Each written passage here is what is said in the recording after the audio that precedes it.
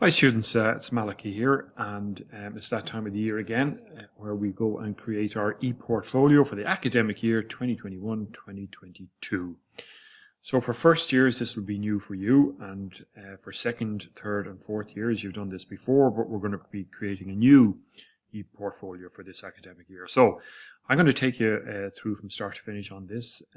It'll be a reminder for second, third and fourth year, and a step-by-step for first years on how to do this. So the first thing that we're going to do actually is that obviously log into Brightspace and have that open, and you'll see up at the very top up here you've got your ePortfolio tab here.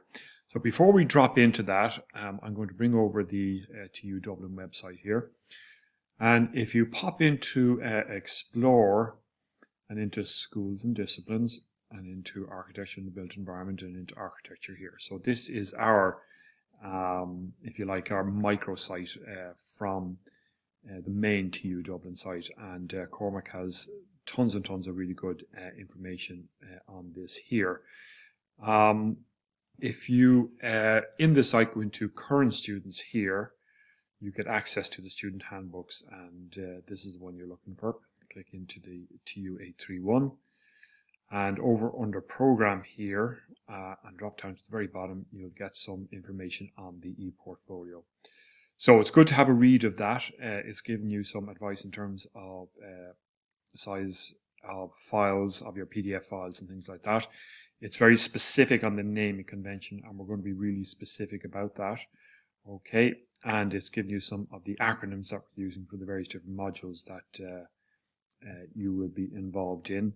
And we've given some advice in terms of CanScanner and Microsoft Lens and things like that. Okay, there is a portfolio here from Claudia Mortz, and you can pop in and have a look at that. And Claudia did a great job in assembling her portfolio from last year.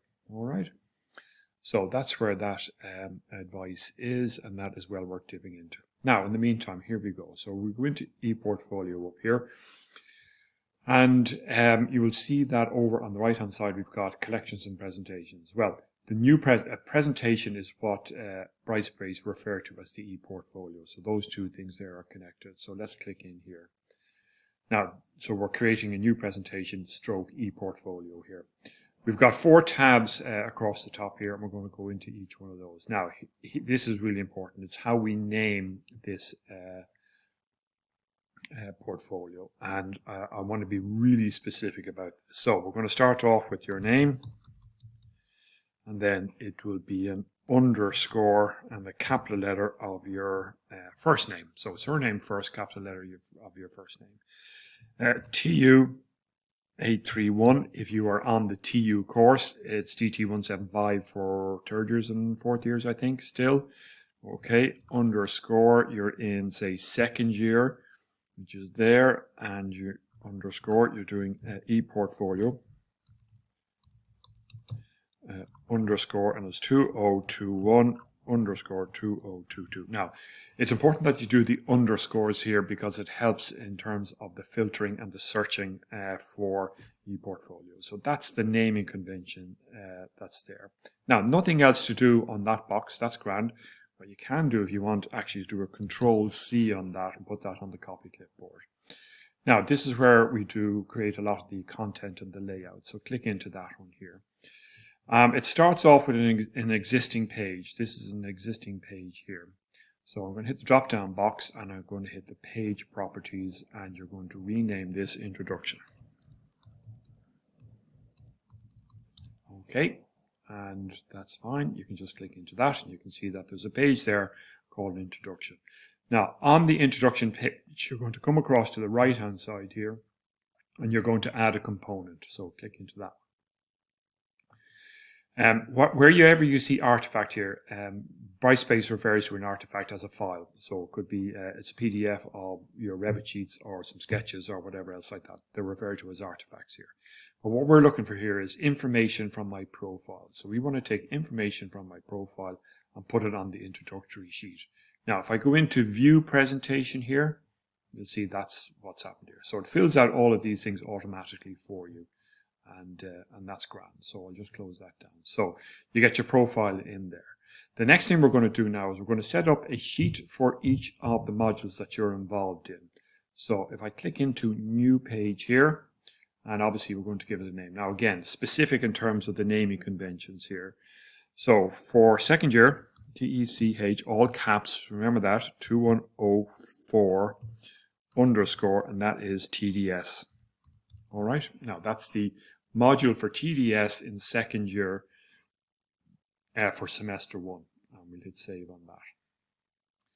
Okay, now there's that page, and we're going to do another one here as another example, and it's TECH, all caps, and it's 2107 underscore bin, and that's the bin one there. So if you want to know how to get these kind of names here, well, they're all in your Brightspace portfolio, aren't they? So if you click into My Home here, the modules that you're involved in this semester will pop up, and they'll have the naming conventions in it like that. So what we need to get you to do is to add in a page for each of the modules that you're involved in this semester. Okay, in this semester and next semester, because the ePortfolio is going to do obviously for semester 1 and semester 2. So you might have 5 or 6 modules, depending which year you're in. Put all of the modules in. So for BIM in semester 2, this will be Tech 2204, I think it is, something like that. And we put those in as well. And where you'll find those, as I said, is in My Home, and you'll find those modules there, or refer back into where I showed you in Cormac's ePortfolio section on the Architectural Technology SharePoint site there. Now we're not finished here. So when you've done all of the modules and lined them up all there, you're going to go across to the banner, and this is where you can select that and go Control V. Okay, so I'm taking in exactly what I've got up here, and I put it back down there. That's the banner. Okay, and if I do a quick view presentation, you'll see this. Oh, well, that's what I haven't saved it yet. See that? So it hasn't come in here yet. So I'll just do a quick save on that. Okay, now I'll do my view presentation, and there's my banner up there. Now we know from experience that that banner is a little bit too big, and it tends to overtake the actual presentation. So what we're going to do in order to fix that is we're coming across now to the fourth and last tab here, which is the theme. And the theme that we use is Titan, and don't use anything else, just use the Titan. That's the one we've selected. Click into the little paintbrush here, and watch where I'm going. So I'm going down to the banner title. See that one there? So we're leaving it at Arial text, but we're going to shift the point size down to 16. That's what we're going to do there. You're going to hit save on that, and I'll go back to view presentation, and you can see the banner title now is slightly more readable from there. Now, there is one more very important thing that we have to do. You're going to save and close all of that. Okay, and then here it is. It's set up. Here's my ePortfolio set up here. And if you hit the drop-down box and go into the share button here, this is really, really important. You must click this one here. Allow anyone with the share URL to view the presentation, even outside of the organization. So this is specifically, we do this specifically so that we can get the external examiners to look at your ePortfolio. And then here's the link. So what you're going to do is you're going to select that link, Control C, okay, and that is the link you're going to submit to the project here. So you've made it shareable outside the organization, and then in order to do your submission, okay, so if I go back here now to My Home, and I'm going to go into, let's say it's, as I said, it might be second year, which would be browser and templates here. And you pick your whichever module you're involved with for second or third year here, into assessment, into assignments. So I have this set up for first, second, and third year. Fourth year, I'll deal with you slightly differently. Here's your ePortfolio assessment, okay? So if I go in and view this as a student, here is the ePortfolio assessments, is it? No, I'll go back in there, sorry, into assignments here, ePortfolio. Now, so It's got all the brief basically here and showing you how to name all your files and all that information that you need there as well. And what I'm going to do here is the first thing I'm going to Control V. I'm going to put the link in there as well. Now, I don't think it let me submit. So it says I must submit at least one file. Okay. Now, to get over that, what you're going to do is you're going to create a Word file. You're going to open up Word, and I have this opening up on my left-hand side screen here, and I'll pull it across now in a second as soon as it's ready to go. Here it is here. You hit a blank document there. Okay, and you're going to Control V your link in there. You're going to go File, Save As, and you can save it on to your documents or wherever you can get access to it. And obviously now you're going to name this one correctly.